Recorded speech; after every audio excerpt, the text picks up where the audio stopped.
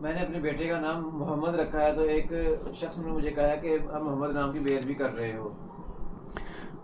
سائل کا سوال ہے، میں نے اپنے بیٹے کا نام محمد رکھا ہے، تو بعض لوگ کہتے ہیں آپ بے ادبی کر رہے ہو محمد کے نام کی۔ یہ جو بھائی کہتا ہے کہ بے ادبی کر رہے ہو، اس بیچارے کو علم نہیں ہے۔ صحیح بخاری شریف کے اندر حدیث ہے، امام الانبیاء محمد الرسول اللہ صلی اللہ علیہ وسلم نے فرمایا سمو بے اسمی، لوگو میرے نام کے ساتھ تم اپنے بچوں کے نام رکھ سکتے ہو۔ اب رسول اللہ صلی اللہ علیہ وسلم نے خود رکھنے کی اجازت دی ہے۔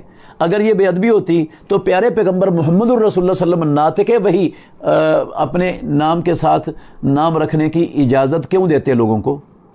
صحابہ رضوان اللہ المجمعین، ابو بکر، عمر، عثمان، علی، طلحہ، زبیر، سب نے، اکثریت نے ان میں سے اپنے بچوں کے نام محمد رکھے ہوئے تھے۔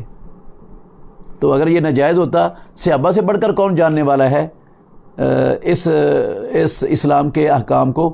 تو جب وہ انہوں نے رکھا ہے تو اب کیسے بے حرمتی ہو سکتی ہے؟ یہ غلط ہے بات۔ محمد نام رکھا جا سکتا ہے۔